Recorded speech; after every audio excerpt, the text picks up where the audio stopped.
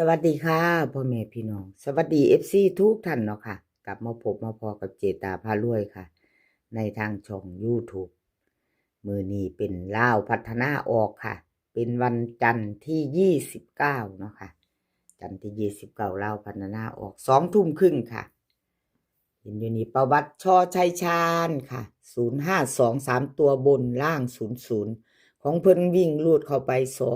2ตัวเดียวค่ะ25ตัวเน้นตัวเจาะลาวพัฒนาออก52เพิ่นออกตัวกลับเนาะค่ะแต่เป็นตัวเน้นตัวเจาะของเพิ่น25ลาวออก52ค่ะช่อชัยชาญFC มีไผตามช่อชัยชาญบ่ค่ะมีไผได้ไผโชคดีน้ำเพิ่นบ่วิ่งลูด2งวดค่ะเจตาให้เบิ่งเพิ่นก็บ่ทันหลุดเนาะวิ่งลูดเพิ่นเข้าอยู่ค่ะวิ่งลูดมา2งวด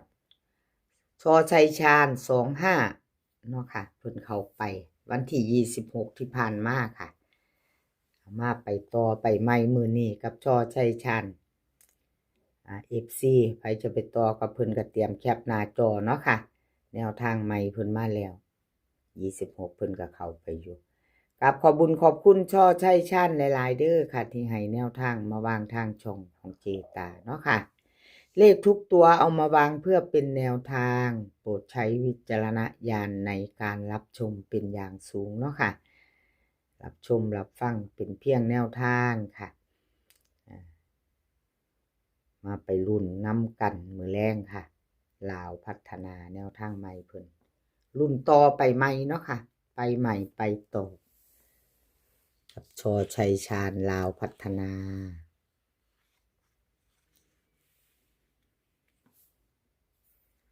ชอชัยชาญเพิ่นให้มากค่ะวิ่งลูด6กับ8ค่ะ2ตัว4หาง61 60 85 84เบิ้ลค่ะ66 88 3ตัวค่ะ3ตัว3หาง684 860 685วิ่งลูดค่ะเด่น6ตัวเดียววิ่งลูดเด่น6ตัวเดียวรอง8ค่ะ2ตัวค่ะเพิ่นเน้นให้2หาง60 85 3ตัว860 3ตัวเน้นหางเดียวค่ะชอชัยชาญแคปหน้าจอค่ะใครจะไปต่อกับเพิ่นเนาะกราบขอบบุญขอบคุณช่อชัยชาญหลายๆค่ะที่ให้แนวทางมาวางทางช่องแล้วก็ FC ใหม่เนาะค่ะถ้าเพิ่งผ่านเขามาเห็นเป็นครั้งแรกเนาะเป็นครั้งแรกที่เขามาในช่องของเจตาพารวยเนาะค่ะถ้าชอบแนวทางเดียวกันถ้าชอบคลิปนี้ก็กดไลค์ไว้ค่ะกดติดตามแล้วก็อย่าลืมกดกระดิ่งแจ้งเตือนคลิปนี้จะมี3เสี้ยนค่ะจะมีชอชัยชาญอน้อยนำโชคแล้วก็เจตาจะเป็นเด่นหลัก10ค่ะFC เจตาให้เบิ่งของช่อชัยชาญก่อนเนาะค่ะของเพิ่นเข้าไปเจตาก็เลยเอาช่อชัยชาญขึ้นเวทีก่อนของเจตาที่หลังเด่นหลัก10เดินดีค่ะหลัก10เดินดีเด่นหลัก10 FC ที่รอคอยเด่นหลัก10ของเจตาอยู่ในคลิปนี้ค่ะอยู่ในคลิปนี้เตรียมแคปหน้าจอไว้เนาะค่ะหลัก10เดินดีเด่นหลัก10อยู่ในคลิปของชอชัยชาญอน้อยนำโชคเนาะค่ะFC ใหม่ก็กดติดตามแล้วก็อย่าลืมกระดิ่งแจ้งเตือนเด้อค่ะจะบ่ได้พลาดคลิปใหม่ๆของเจตาพารวยกดกระดิ่งแจ้งเตือนไว้เนาะค่ะจะได้บ่พลาดชอบก็จัดขัดก็ผ่านเนาะค่ะไปต่อ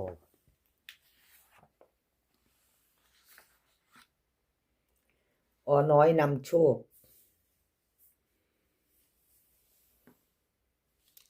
อน้อยนำโชคค่ะหลุดไปวันที่26เพิ่นหลุดไป052 3ตัวบนค่ะล่าง00วิ่งรูด2ตัวเบิ้ล3ตัวไม่เดินไม่เข้าไม่มาเนาะค่ะหลุดคือหลุดเนาะค่ะพี่น้องน้อยนำโชคประวัติของเพิ่นวันที่26หลุดแล้วหลุดเลยค่ะมาเบิ่งจีตาให้เบิ่งประวัติ2งวดค่ะ2งวดวันที่24เพิ่นเข้าไปอยู่84เนาะค่ะ4884ล่าง24น้อยนำโชคถ้าเพื่อ FC ใหม่เพิ่นเข้ามาเนาะพี่น้องเห็น2งวดค่ะจะมีประวัติให้เบิ่งทุกเซียนทุกงวดล่ะค่ะ2งวดให้เบิ่งที่ผ่านมาเนาะน้อยนำโชคมาไปต่อมื้อนี้วันที่29ค่ะไปต่อกับเพิ่น2 ทุ่มครึ่งลาวพัฒนาค่ะถ้าชอบก็แคปหน้าจอไว้รุ่นเนาะค่ะน้อยนำโชคลาวพัฒนาวิ่งรูดเพิ่นให้มาค่ะ8กับ3 2ตัว4หาง81 82 83 37เบิ้ล88 33 3ตัว3หางค่ะ837 381 338ค่ะวิ่งรูดเด่น8ร่อง3 2ตัวค่ะ81กับ38 2ตัวเน้น2หาง3ตัวเน้นหางเดียวค่ะเน้นหางเดียว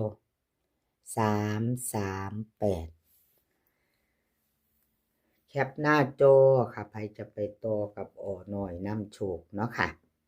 แคปหน้าจอไว้รุ่นมือแรง2 ทุ่มครึ่งเนาะกราบขอบคุญขอบคุณน้อยนำโชคหลายๆเด้อค่ะที่ให้แนวทางมาวางทางช่องของเจตากราบขอบพระคุณหลายๆค่ะมาไปต่อค่ะมาไปต่อแคปหน้าจอน้อยนำโชค FC แคปหน้าจอไว้พิจารณาเนาะค่ะพี่น้องแคปหน้าจอไว้พิจารณาไปต่อค่ะหลัก10เดินดีมาแล้วค่ะ FC ที่รอคอยลดไปเด้อค่ะพี่น้องลดคักขอโทษขออภัยหลายๆเนาะค่ะFC เพิ่นก็คอมเมนต์เข้ามาอยู่พี่น้องเพิ่นว่าเลขประกบก็หังบ่เดินบ่เข้าเนาะเลขประกบเพิ่นว่าเปลี่ยนใหม่ได้แล้วเจตาเลขประกบว่าซั่นก็แม่นความเพิ่นอยู่เนาะพี่น้องเจตาก็ซอกหาอยู่ค่ะซอกซุ่มพวกแนวทางเบิ่งสูตรเนาะค่ะเบิ่งสูตรใดเป็นสูตรใดก็อยากให้เข้าอยู่เนาะพี่น้องอยากให้ปังอยู่หลัก10เดินดีวันที่26ที่ผ่านมาเนาะพี่น้องรุดไปทั้งบนทั้งล่างล่ะเด่นหลัก10เล่นแล้วเนาะรุดคัก052ค่ะ00ไม่ติดไม่เข้าเลยสูตรนี้บ่เข้าเลยเนาะ FC กราบงามๆขอโทษขออภัยเนาะค่ะขอโทษขออภัยหลายๆค่ะวันที่24ยังเข้าอยู่บนล่างก็ถึงว่าจะบ่เป๊ะเนาะค่ะบ่ตรงบนเป็นล่างล่างเป็นบนเนาะค่ะสูตรของเจตาเปลี่ยนได้แล้วเจตาว่าซั่น FC ว่ากราบขอบคุณหลายๆค่ะทุกคอมเมนต์เนาะค่ะน้อมรับทุกคำติชมแนะนำกันมาได้เนาะค่ะพี่น้อง FC ทุกท่านพี่น้องปองไปถ้าเจตาเฮ็ดอันใดผิดไปอ่านผิดเขียนผิดเนาะค่ะขอโทษขออภัยหลายๆน้อมรับทุกคำติชมเจตาพารวยหลัก10เดินดีมาแล้วค่ะมาลองสูตรใหม่สูตรนี้สิเป็นจังใดครับพี่น้องสิเป็นจังใดเนาะจะเป็นแบบไหนอย่างไรมาลุ้นกันมือแรงค่ะ FC ของเจตาผู้เพิ่นตามหลัก10เดินดีเด่นหลัก10เนาะค่ะผู้เพิ่นตามมาลุ้นใหม่ค่ะเด่นหลัก10บนเจตาให้8กับล่างค่ะ3 ล่างเป็นล่างบนเป็นบนล่าง3ค่ะเลขประกบ9 5แล้วก็1ค่ะเลขประกบ5แล้วก็1แนวทางใหม่เนาะพี่น้องเอาแคปหน้าจอไว้พิจารณามื้อแรงเลขประกบกับสูตรใหม่จะเป็นแบบไหนเนาะFC เพิ่นก็แนะนำมาดีอยู่ค่ะกราบขอบคุญขอบคุณหลายๆเฮามาลุ้นใหม่ไปต่อมื้อแรงเนาะค่ะวันที่29เนาะมื้อแรงหลัก10เดินดีเด่นหลัก10ค่ะแล้วก็เลขประกบของเจตาพารวยเนาะค่ะ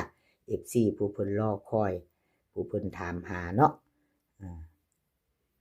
ขอบบุญขอบคุณหลายๆค่ะที่เข้ามาให้กำลังแรงใจเจตาด้วยดีเสมอมาเนาะคลิปนี้ขอให้พี่น้องโชคดีมือแรงกันทุกคนค่ะโชคๆมันกันทุกคนกับเล่าพัฒนา2 ทุ่มครึ่งมื้อนี้ก็ขอให้มีความสุขค่ะขอให้สุขภาพร่างกายแข็งแรงเดินทางไปไสก็ขอให้ปลอดภัยเดินทางไปขอให้มีโชคกลับมาขอให้มีชัยค่ะคลิปหน้าพอกันใหม่คลิปนี้ก็สวัสดีค่ะ